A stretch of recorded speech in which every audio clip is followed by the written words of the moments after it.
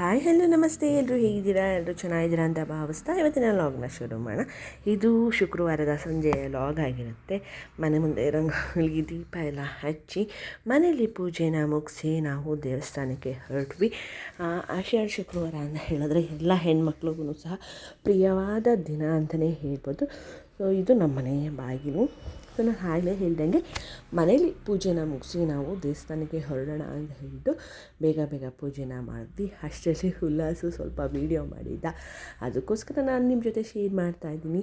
So ನೋಡಿ, ಇದು ನಾನು ನಮ್ಮ ಮನೆಯಲ್ಲಿ ಮಾಡಿರುವಂತಹ ಪೂಜೆ. ಸಾಯಿಬಾಬಾ, ಕಬ್ಬಾಳಮ್ಮ ತಾಯಿ, ತೈಲೂರಮ್ಮ, ಚಾಮುಂಡೇಶ್ವರಿ, ವೆಂಕಟೇಶ್ವರ ಸ್ವಾಮಿ, ರಾಘವೇಂದ್ರ ಸ್ವಾಮಿ, ಸಾಯಿಬಾಬಾ ಪ್ರತಿಯೊಬ್ಬರು ನಮ್ಮ ಮನೇಲಿದ್ದಾರೆ. ಎಲ್ಲರೂ ಸಹ ಯಾರೆಲ್ಲ ನನ್ನ ಚಾನಲ್ನ ನೋಡ್ತಾ ಇದ್ದೀರಾ ಎಲ್ರಿಗೂ ಒಳ್ಳೇದು ಮಾಡಲಿ ಅಂತ ಕೇಳ್ಕೊಳ್ಳೋಕ್ಕೆ ಇಷ್ಟಪಡ್ತೀನಿ.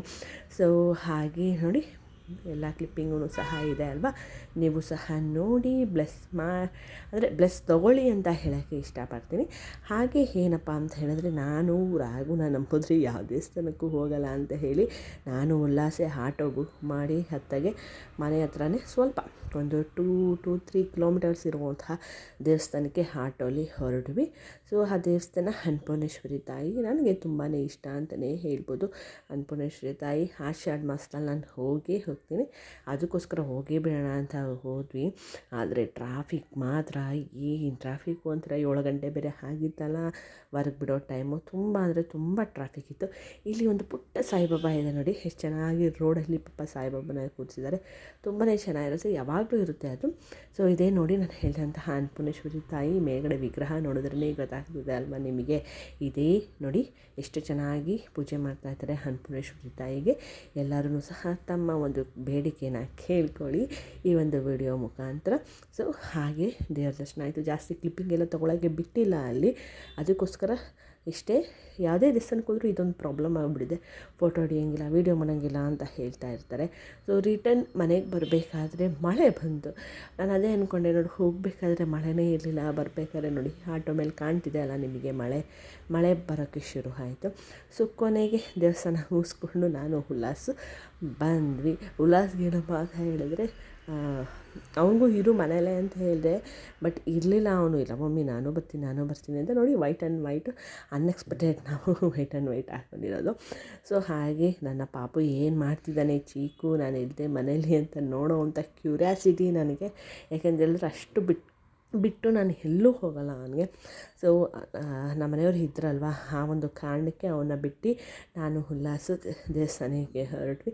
ನೋಡಿ, ನಾನು ಬರೋವರೆಗೂ ಸಹ ಗಾಳಿ ಇದ್ರೂ ದೀಪ ಬೆಳಗ್ತಾನೇ ಇತ್ತು. ಸೊ ಖುಷಿ ಆಯಿತು ಅಂತಲೇ ಹೇಳ್ಬೋದು. ಸೊ ನೋಡಿ ಈಗ ಚೀಕು ರಿಯಾಕ್ಷನ್ ಹೇಗಿರುತ್ತೆ ಅಂತ. ಚೀಕು ಎಲ್ಲೋಗಿದ್ದೆ ನಾನು? ಸಾಮಿ ಹೋಗಿದ್ವಿ. ನೀನು ಬಂದಿಲ್ಲ. ಸಾಮಿ ಮಾಡು, ನಮಸ್ತೆ ಮಾಡು. ಹಾಯ್ ಫ್ರೆಂಡ್ಸ್ ಅನ್ನು.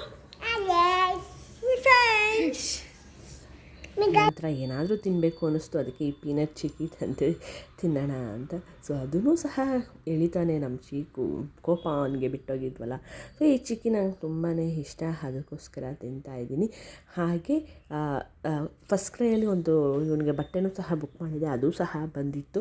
ಆ ಪಾರ್ಸಲನ್ನು ಸಹ ರಿಸೀವ್ ಮಾಡಿಕೊಂಡೆ. ಸೊ ಈ ಒಂದು ಛೋಟ ಲಾಗು, ಆಷಾಢದ ಸಂಜೆ ಲಾಗು ನಿಮ್ಮೆಲ್ರಿಗೂ ಇಷ್ಟ ಆಗಿರುತ್ತೆ ಅಂತ ಅಂದ್ಕೋತೀನಿ.